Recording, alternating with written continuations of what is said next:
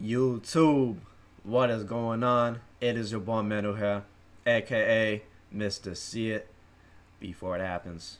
And today, fellas, we are throwing it back. Me versus Gucci, $15,000 game, a part of the $1 Million series in Madden 21.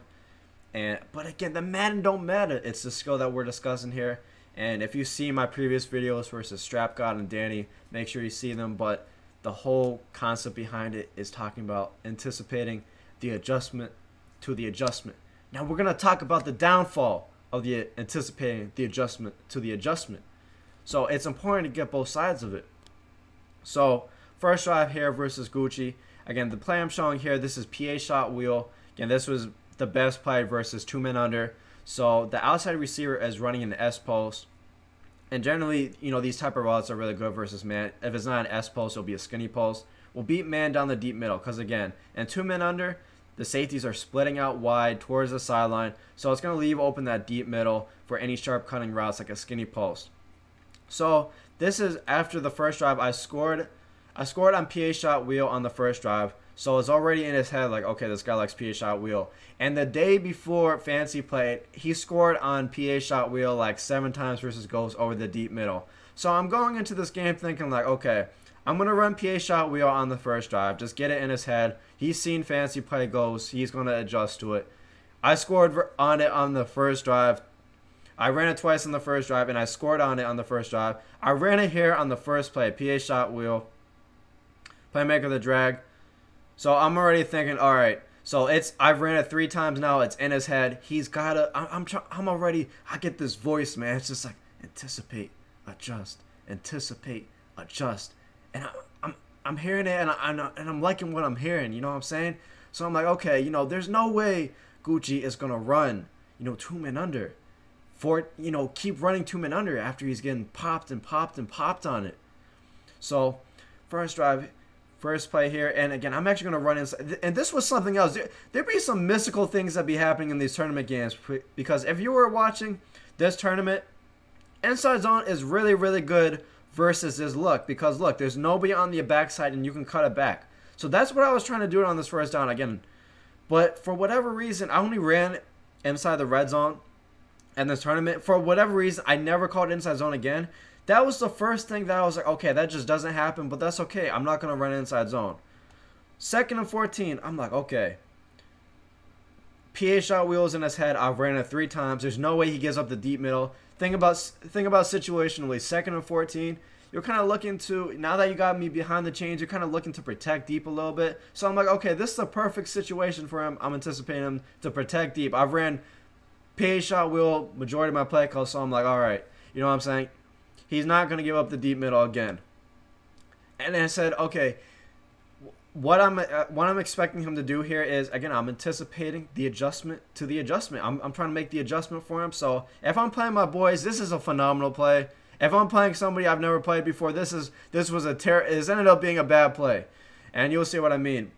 But so what I'm expecting him to do is, or what most people would do, you know, for if you've watched trips or private strips, most people are going to say, okay, I'm not giving up that deep middle anymore. I'm going to take this strong safety. I'm going to put him into an inside third.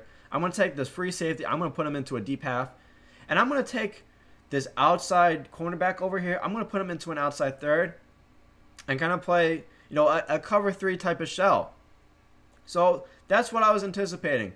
So I said, okay, I'm expecting some sort of cover 3, and I just want to get half my yards back. So that's why I put like a out route by Randy Moss, because those out routes were really good versus the deep blues. Because generally, again, it's deep half, inside third, outside third, and then 21 is going to be man up Dion. Then 89 is going to be manned up as well. And again, you put those outside thirds just to help protect against, you know, because you need the inside third to protect against the deep middle, that skinny post, and then you need that outside third to help support that inside third. Because if you have an inside third and just a man up on the outside, then you're going to get burned over the top now. So that's why I was expecting them to put the outside third, inside third. So I'm like, okay, that's what I'm expecting here.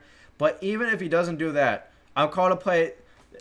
When you're adjusting to the adjustment, you got to start combining concepts. So I'm thinking, okay, you know, the two possibilities here are what I've been saying, or even if he calls man again, I'm gonna have a play where I can attack man at different depths. I'm gonna have the playmaker drag underneath, and I'm gonna have the crossing route going over the middle of the field. So this is what I do here. So I put Deion Sanders on a drag for the playmaker, and then I put Randy Moss on a crossing route, because again, these crossing routes are really good versus man. They get those sharp cuts, so they're gonna beat man coverage. But another surprise was, and people were like, "Oh man, you know, he user rushed you. You got like the crosser wasn't open." So on the first down, again, the inside zone got blown up, which never happens, and then on the next down after that, you know, the crossing route, it had no shot of being open here. And again, that's where the knowledge gap came into play, where, you know, he knew about the Randy Moss, you know, the corner route, and he knew about if you man align utilizing the speed alignment, it stopped the crossing routes really effectively, and nobody I played had known about that. So I'm like, okay, you know, it's fine that I see post snap here that again it's going to be just man coverage again, and again I'm shocked. This guy was insane. You know, he left open the deep middle. He didn't care. I beat him on that play so many times, and you know, if I call PA shot wheel again, it's easy to look like when you're watching as a viewer. It's just like, man, why didn't you just call PA shot wheel again? You're just expecting him to do something different. Like it hasn't been working at all for you on defense, and he calls it again. I guess he did mix up the user rush, but again, I was able to avoid the user rush fine. It was just more the fact that I'm looking at this crossing route right here, and this crossing route just never gets open. And that's because, again, he knew about the man aligned by speed, which I was like, okay, so that takes that out of the equation, because on this meta, I wasn't able to you didn't have the abilities on the tight end where you could run those crossing routes versus man, and then now I can't throw the crossing route as well. And that ended up being why I lost the game is this play. I think this was the biggest play of the game right here, getting stopped here. Is, again, I just didn't know about, you know, the man aligned by speed, and it allowed me to, I wasn't able to throw crossing routes at all. So, again, as I talk about in future videos, crossing routes are so good versus man coverage. And again, if you saw Gucci's next game versus JWall, all JWall did was snap it. He went back and labbed it because he realized, oh, you know, he's aligning by speed. No one really does that. And then he just had to snap it at a different time, and then the crossing route was wide open. So that was a big aspect of this game. But as always, guys, it's a good games, bro, forever.